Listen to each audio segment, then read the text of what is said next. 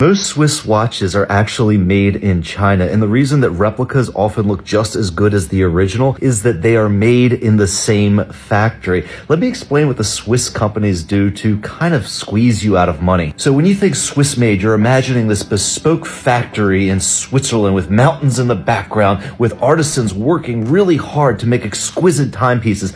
That's not the case. They make almost every component of most Swiss watches in China. Rolex forced to drop prices. After China leak, you've probably grown up hearing that the finest watches in the world come from Switzerland, crafted by skilled artisans in snowy mountain workshops. But what if I told you that 95% of the world's watches, including the one on your wrist right now, are actually made in a single city in China? Welcome to Shenzhen, the real watch capital of the world. This is where the magic, or the madness, happens.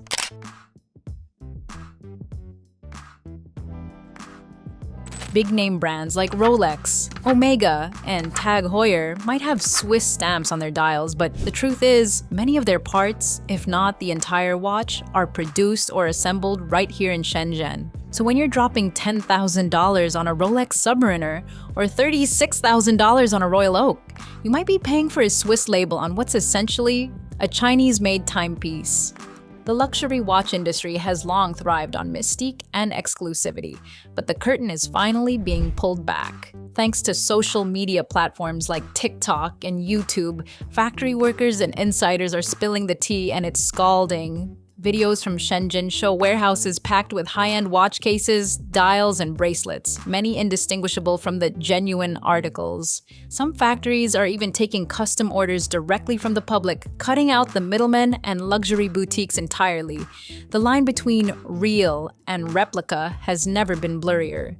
And here's the kicker. These aren't the $30 flea market fakes. These watches are built with top-tier materials: sapphire glass, ceramic bezels, polished stainless steel, often in the same factories that supply the big brands. The only difference? They lack the official Swiss stamp of approval.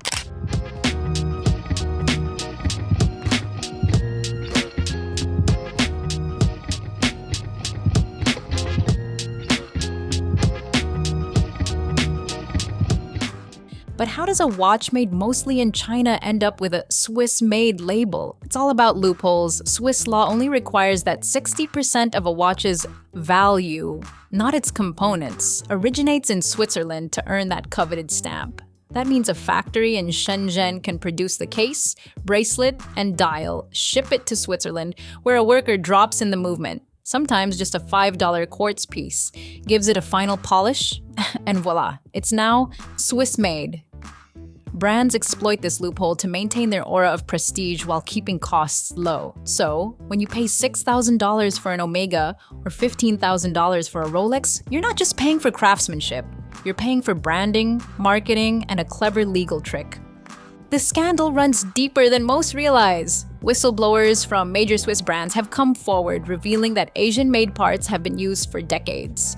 One former employee shared photos of vintage Rolexes from the 1970s with dials, hands, and bracelets all sourced from China.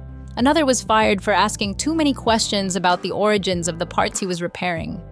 Meanwhile, mainstream media stays suspiciously quiet. Why? The luxury watch industry is a cash cow, and major publications rely on ad revenue from brands like Rolex and Omega. Watch bloggers and influencers are wined and dined, gifted free timepieces, and flown to exclusive events. They're not about to risk their perks to expose the truth. What's perhaps most fascinating about this entire saga is how it mirrors the broader shift in consumer attitudes toward luxury. Younger buyers, especially millennials and Gen Z, are increasingly skeptical of traditional status symbols. They've grown up in an era of transparency, where supply chains are scrutinized, markups are mocked, and exclusivity feels more like exclusion. The watch industry's reliance on secrecy and artifice feels outdated in a world that values authenticity and value. And Shenzhen's rise as the real watch capital underscores a larger truth. Craftsmanship isn't bound by geography. The same factories producing replicas are also manufacturing parts for big brands, proving that quality isn't exclusive to Switzerland. This isn't just about watches, it's about the illusion of luxury itself. Brands have long sold dreams, not products. But when the dream is built on shaky foundations, loopholes, markups, and manufactured scarcity, it's only a matter of time before the facade cracks.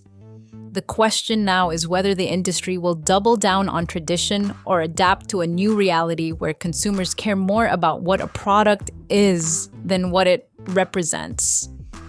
One thing's for sure, the next generation of watch buyers won't be fooled as easily, and that's a ticking clock no amount of Swiss marketing can stop. The cracks in the facade are starting to show. Rolex recently slashed prices on some models, like the Submariner and GMT Master 2, by up to 20% in certain markets. Coincidentally, these are the same watches flooding the replica market from Shenzhen. Rolex didn't announce this publicly, of course, they're too savvy for that. The cuts were quietly implemented by authorized dealers, but the watch community noticed immediately. It's a rare misstep for a brand that thrives on hype and scarcity. And it begs the question, if Rolex is so untouchable, why the sudden discount? If this is the first time for you to buy watches in Guangzhou, that's the information you need to know. Watches come in different sizes. A small dial makes your wrist slimmer, while a larger one makes you a stronger arrow. First of all, you need to determine your budget range. The Rolex Data Dress is the best choice for cost-effective. For more advanced options, there's sports and professional models. Let's look at the Submariners tier. Daytona always match, equipped with 3-eye dial, has high value for collection. The difference between authentic and fake products lies in that the scale edge of the genuine ceramic ring is sharp, while the fake watch is often blurred.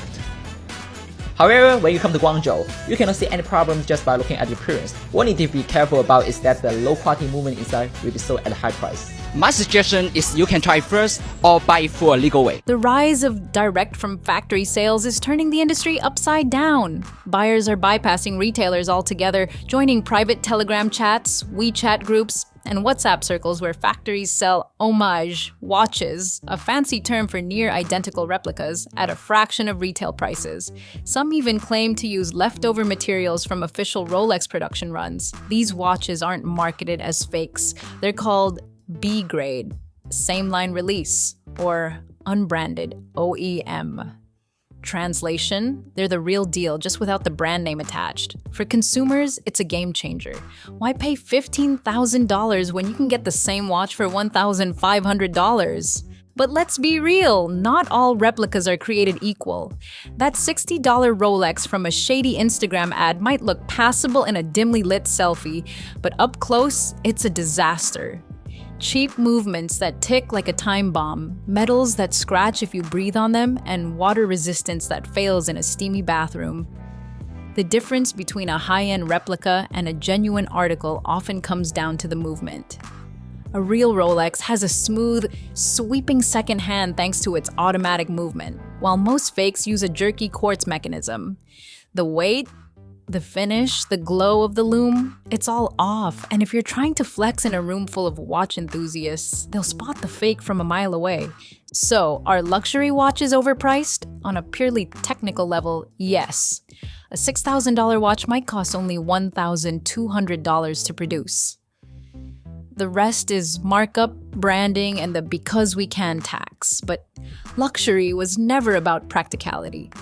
It's about status, emotion, and that intangible feeling of wearing something special.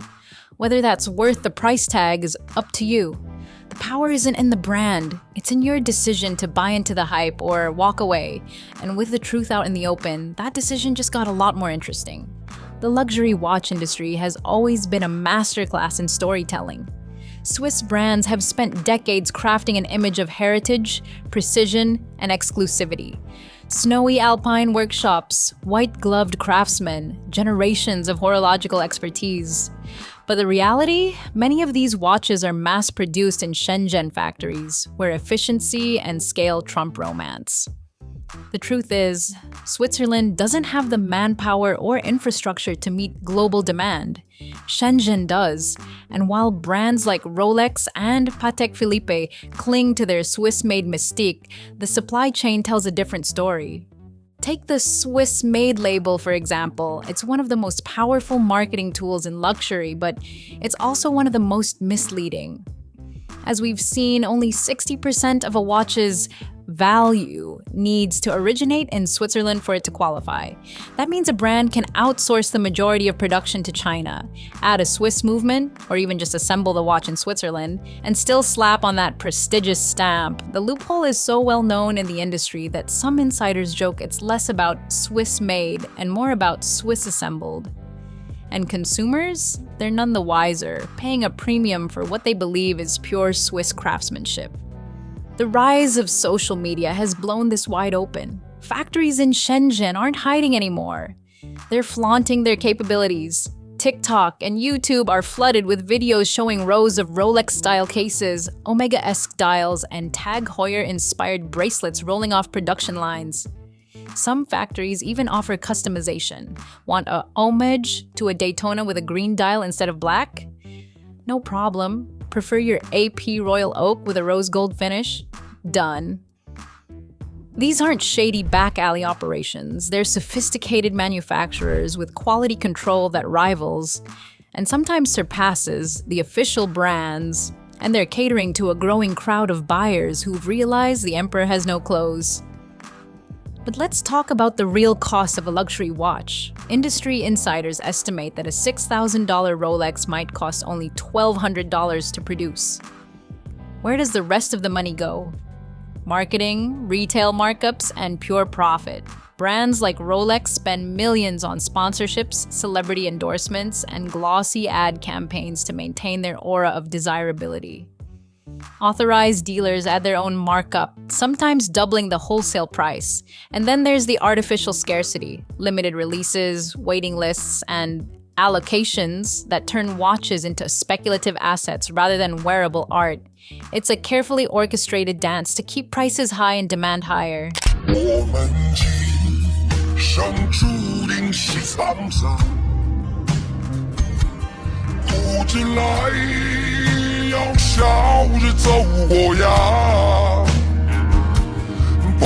Compare that to the direct-from-factory model emerging in Shenzhen. A watch that retails for $10,000 might cost just $2,000 if you cut out the middleman.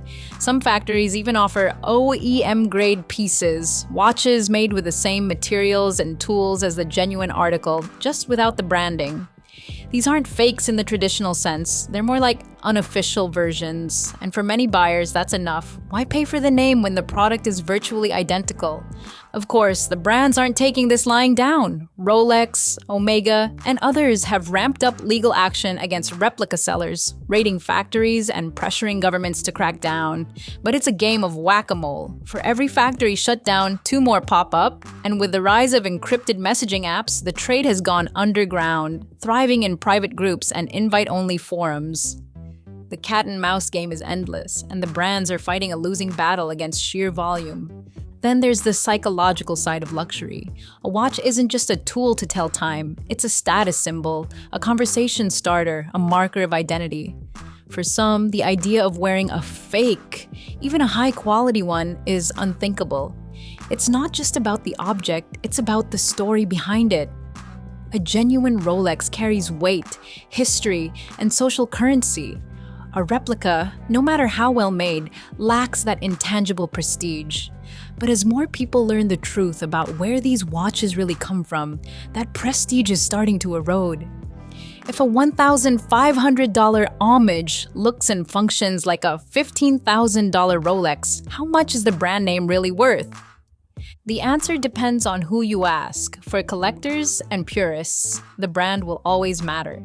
They'll argue that true luxury is about heritage, resale value, and the emotional connection to a storied name. But for a growing number of buyers, especially younger generations, the equation is changing. They're less impressed by marketing and more interested in value. If they can get 90% of the experience for 10% of the price, why wouldn't they? The irony is that this shift is partly the luxury industry's own fault. By inflating prices to absurd levels, prioritizing hype over substance, and relying on legal technicalities to maintain their Swiss-made halo, they've created a market ripe for disruption. Shenzhen isn't just producing replicas, it's exposing the contradictions at the heart of luxury. And as more consumers wake up to the reality, the industry will have to adapt or risk becoming irrelevant. So, where does that leave you? If you're considering a luxury watch, the choice is clearer than ever. Pay for the brand or pay for the product. The former comes with bragging rights and resale value, the latter with sanity and savings. But one thing's certain, the days of blind trust in Swiss superiority are over. The truth is out, and it's ticking louder than ever.